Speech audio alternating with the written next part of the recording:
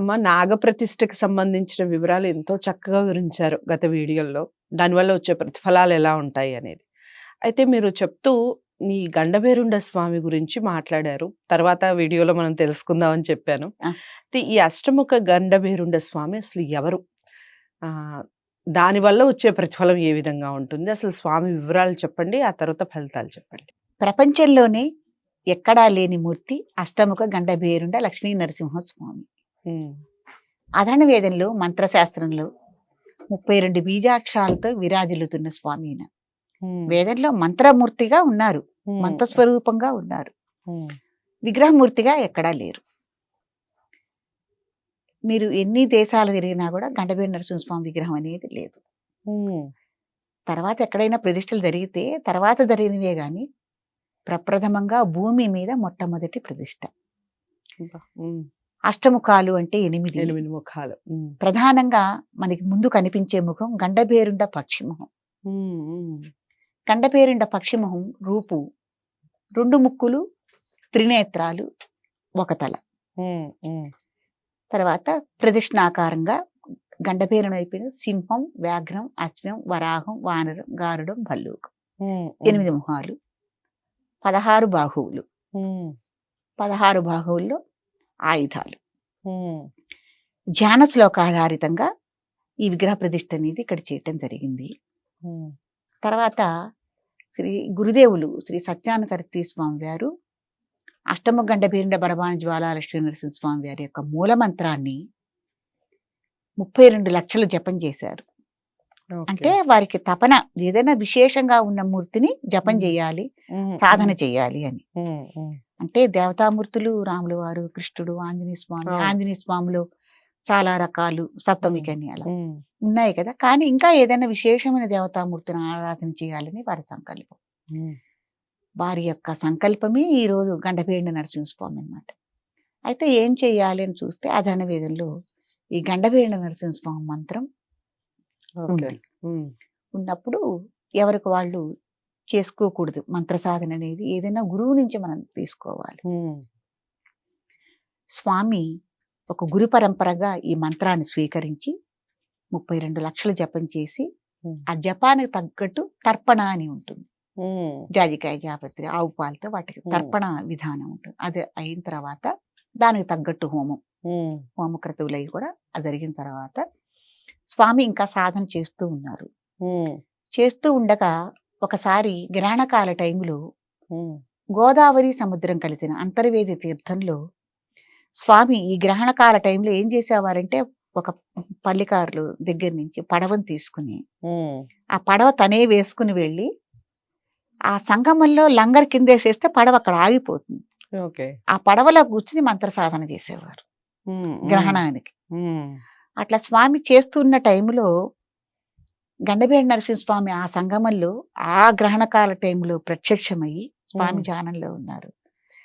ప్రత్యక్షమయ్యి మంత్ర రూపంగా అధర్ణ వేదంలో ఉన్న నేను హ్మ్. విగ్రహ రూపంగా విరాజిల్లదలిచాను.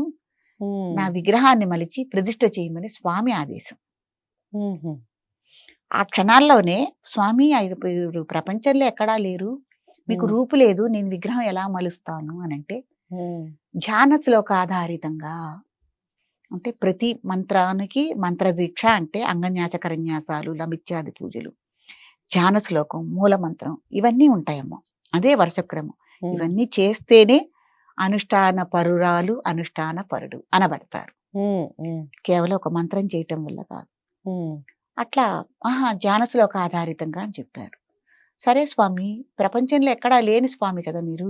ఎక్కడ ప్రతిష్ఠ చేయాలి మిమ్మల్ని? హ్మ్. అది ఆ! ఇంపార్టెంట్ గదా! హ్మ్. ఊళ్ళల్లో అక్కడ చేస్తే ఉగ్రరూపం కదా! ఎలా చేయాలి అంటే, నేను స్వాతి నక్షత్ర జననం, భరద్వాజ గోత్రం కాబట్టి, భరద్వాజ మహాముని సంచరించి తపస్సు చేసిన వేదభూమిని ఎంచుకో అని చెప్పారు. ఆ వేదభూమి కొన్ని వందల ఎకరాలుంటుంది. హ్మ్. ఎక్కడ ఎంచుకోవాలి? స్వామి అడగటం, స్వామి సమాధానం గురువుగారు అడగటం, స్వామి సమాధానం చెప్పటం. ఇదిగో నీకిన్ని పసుపు అక్షింతలు ఇస్తున్నాను, ఇవి తీసుకెళ్ళు. నువ్వు ఎక్కడ స్థల నిర్దేశానికి వెళ్ళినా ఈ పసుపు అక్షింతలకి ఇంకా కొన్ని పసుపు అక్షింతలు నువ్వు కలుపుకొని వెదజల్లు. హ్మ్. వెదజల్లితే అందరూ చూస్తుండగా ఎక్కడైతే ఇవి ఒక చోటకి గుమ్ముగూడతాయో మనగూడతాయో అది నాకు ప్రతిష్టకు అనుకూలమైన స్థలము ఉమ్, అని స్వామి చెప్పారు అంతర్ధానం అయిపోయారు. ఉమ్, గ్రహణం కూడా అయిపోయింది. స్వామి కళ్ళు తెరిచి చూస్తే అందుకు నిదర్శనంగా చేతిలో పసుపు అక్షింతలు ఉన్నాయి. ఉమ్, ఆ అక్షింతల్ని పదిలంగా తీసుకుని ఇంకా సంచారానికి బయలుదేరారు స్థల నిర్దేశానికి. ఉమ్, ముందు విగ్రహం మలచాలి. స్వామివారి ధ్యాన శ్లోకం ఆధారితంగా ఎలా విగ్రహం ఉండాలి అని రాజమండ్రిలోనేనమ్మా మహాలింగాచార్య గారు, నరసింహాచార్య గారు మహాశిల్పులు. ఉమ్, శిల్పాలు ఎవరు పడితే వాళ్ళు చెక్కే వాళ్ళ మహాశిల్పులు చెప్పి ఉమ్, వాళ్ళకి చెప్పి ఇలా ఉంది విగ్రహాలు మనం మలచాలి అని వారికి చెప్పారు. స్థల నిర్దేశానం బయలుదేరితే చాలా చోట్ల తిరిగారు. ఉమ్, తూర్పుగోదావరి, పశ్చిమ గోదావరి జిల్లాలు అటు తిరిగితే ఎక్కడా స్థల నిర్దేశం కాల. పాప స్వామికి కూడా గురువు గారికి కూడా అయ్యో ఎక్కడా స్థల నిర్దేశం కావట్లేదు స్వామి చెప్పినట్టని ఒక ఇదిలో ఉన్నారు బాధలు. ఉమ్, ఉంటే విజయవాడ ఒకసారి పర్యటనకు వచ్చారు స్వామి ఉమ్, గురువు గారు. వచ్చినప్పుడు అక్కడ మాదిపాడు అగ్రహారికులు అన్నమాట వాళ్ళు, ఇష్టాన్ రామలింగ శాస్త్రి గారు వాళ్ళని. వాళ్ళ ఇంటికి భిక్షకు పిలిస్తే స్వామి వెళ్ళారు. ఎదుల్ని భిక్షకు పిలవాలి, భిక్షకు రండి స్వామి అంటే పెడతారు. ఆ భిక్షకు పిలిచినప్పుడు వారింటికి వెళ్ళినప్పుడు స్వామి ఈ యొక్క ఇదంతా చెప్పారనమాట. ఇలా నేను చేయాలనుకుంటున్నాను, ఇలా జరిగింది, స్వామి ఆదేశం. అలాగా స్వామి అయితే మా ప్రాంతం అంతా భరద్వాజ మహాముని సంచరించి తపస్సు చేసిన వేదభూమిని మహా అద్భుత శివలింగం అడవుల్లో ప్రతిష్ఠ చేయటం జరిగింది. దీన్ని దక్షిణ కాశీగా కూడా పిలుస్తారు అంటే అలాగా అలాంటి ఇది ఉందా అని అప్పుడు వారితో ఆ ఒక పరివారంతో స్వామి ఇటు గుంటూరు జిల్లా అచ్చంపేట మండలం మాదిపాడు ఏరియాకి రావటం. అక్కడ ముందు అడవుల్లో చూశారు ఈ అక్షింతలు తీసుకుని. ఎక్కడ స్థల నిర్దేశం కాల. ఇంకా విసుగు పుట్టి వెళ్ళిపోదాం అనుకునే టైంలో మళ్ళీ ఇప్పుడు ప్రజెంట్ తిరుదిరి పీఠం ఉన్న చోటికి భక్తులు, ఊళ్ళో వాళ్ళు, గ్రామస్తులు వాళ్ళందరూ తీసుకురావటం జరిగింది. చూడగానే కూర్మ అవతార రూపంలో ఉంది. పర్వత ప్రాంతంగా, దక్షిణంగా అడవులు, ఉత్తరంగా కృష్ణానది ప్రవహించడం. ఆ కృష్ణానది కూడా నైరుతిగా మొదలయ్యి ఆగ్నేయ ఒక వైపు ఉండదు కానమ్మా, నైరుతిగా మొదలయ్యి ఈశాన్యంతో అంతమవుతుంది. అంటే ఆల్మోస్ట్ 3 వైపులా ఉన్నట్టే, ఒక ఆగ్నేయం తప్ప ఉండటం. అది ఉత్తర వైపుగా ఉండటం, ఉత్తరవాహినిగా ప్రవహించటం, దక్షిణంగా అడవులు, మధ్యలో ఈ కూర్మ రూపంగా ఉన్న పర్వత శ్రేణి. ముందు చూడగానే చాలా చాలా బాగుంది. అప్పుడు అందరూ చూస్తుండగానే ఈ పసుపు అక్షింతలను తీసుకెళ్లి వెదజల్లితే అన్ని ఒక చోటకి ఇట్ట గుమ్మికూడినాయి. అప్పుడు అక్కడ స్థల నిర్దేశం చేసి 1970 జూన్ 14న గండవేడి నరసింహస్వామి గారిని విగ్రహంగా మలిచి అక్కడ ప్రతిష్ఠ చేయటం జరిగింది.